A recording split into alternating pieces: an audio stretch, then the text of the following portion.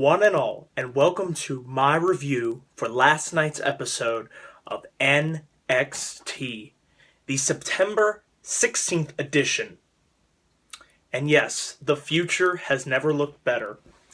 This was a good episode, another solid edition of one of the best wrestling shows out there. And it's just amazing, for me to think that this is coming from the same company that puts on lackadaisical episodes of Raw and SmackDown on a weekly basis. But NXT is really the bright spot for World Wrestling Entertainment. And what can I say? I really enjoyed this episode of NXT, especially the ending of it. But before I get to that, my overall thoughts and opinions, I would like to throw out a couple plugs. Check out the Man's channel for all the latest, one of the best wrestling channels here on YouTube. Check out Generic Luchador's channel. He is an up-and-comer. He's very good. I enjoy his videos, so subscribe to him. And also check out the Gamer Gang. It is a gaming podcast / Let's Play channel that me and my friends are working on. So we hope to have new content coming up within the next couple of weeks, so stay tuned to that.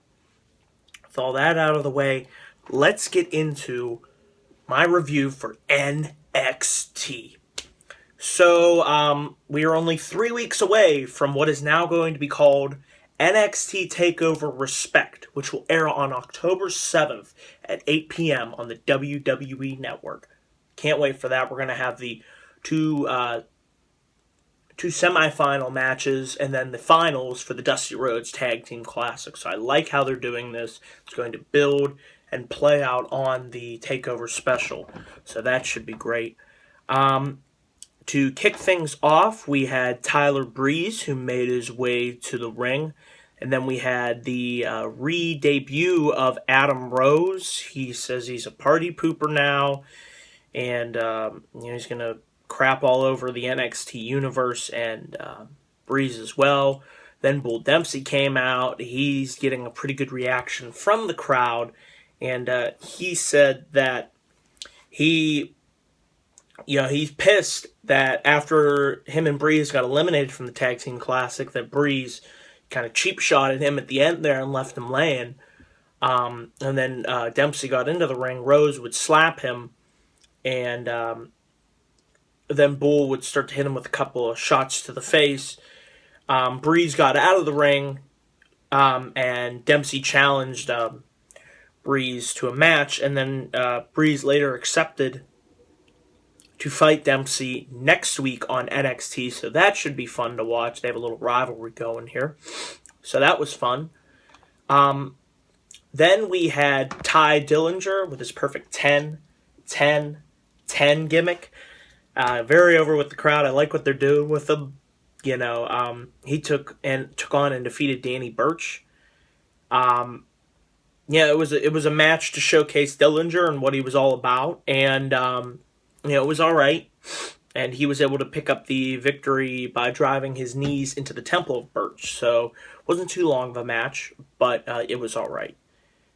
So it made Dillinger look good. So we'll see where he goes from there. Then we had a match that I actually really liked. It was Apollo Crews taking on Solomon Crowe. Now, Crow's been kind of stuck. He's been kind of lost in the shuffle. Hasn't had really much going for him. But I think they're going to pull the trigger on a heel turn. I think that could be just what he is looking for. And then you have Apollo Crews. This guy has all the potential in the world. I see him being, a future WWE champion. He has the look. He has the charisma. He can go in the ring. And they better not miss out on this guy because he has untapped potential. The Apollo Nation is taking over. So this was a nice match. Some good back and forth action. Crews, once he was able to get his comeback going, the crowd just popped big for him. And then he just moves around so fast in the ring for a guy of his size. And I love when he set up Crowe. He did the Gorilla Press with the standing moonsault. I love that finisher, and was able to pick up the victory over Crowe. So that was a nice match. I actually enjoyed that. Then we had another match that I enjoyed. It was the Tag Team Classics quarterfinals. It was Baron Corbin and Rhino teaming up to take on Johnny Gargano and Tomas Capaya. I'll get his name right eventually, but Ciampa. There it is. Ciampa. I'll just go with that. I really like Gargano and Ciampa.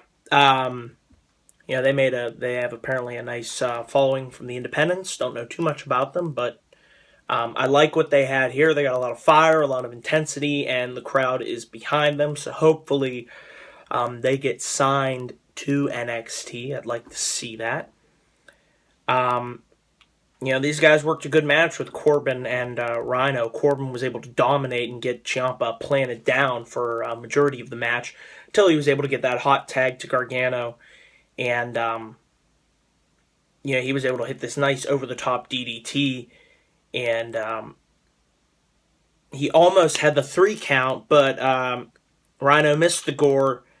He tried to roll up Corbin, but Corbin was able to counter and hit Gargano at the end of days, and therefore Corbin and Rhino will be advancing into the semifinals of the Dusty Rhodes Tag Team Classic.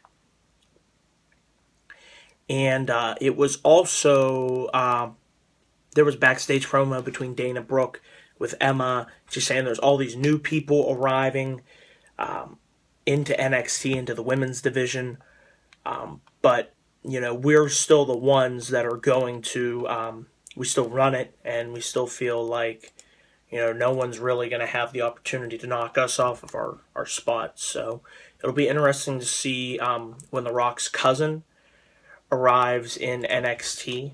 So that should be exciting. And also on this show, it was announced that next week, international wrestler, women's wrestler, Azuka will be debuting in NXT, so we have that to look forward to as well for next week. So they're really loading up next week's show, so it should be a fun show. But to get back to tonight's show, then we had our final match / segment of the evening. We had Bayley making her grand return to Full Sail. She got a great crowd pop, and it's just great to see Bayley finally get that NXT Women's Championship after working and busting her ass for so long for it. She celebrated in the ring. She got one of her biggest fans, Izzy, and brought her into the ring, and they had a nice little pose celebration, so that was great to see. And then Bayley was able to make quick work of Sarah Dobson. It was an okay match. It was just really to make Bayley to demonstrate, what she's got and how dominant and happy she is as the NXT Women's Champion. So Bayley was able to get the win with the belly to Bayley suplex. And then she's about to say something, and then right as that happens, Sasha Banks, the boss, returns to NXT. And she said, people are talking about our match, and they loved it, and we did. Being there live for that match was truly an honor. That was one of the best matches, that, not just women's-wise, just ever, that I have ever seen. The crowd, we were on fire for that match. And she said, it's being considered the greatest women's match in WWE history. Not only that, it's being considered for Match of the Year. And then the crowd started to chant, Match of the Year, Match of the Year. And they deserved it.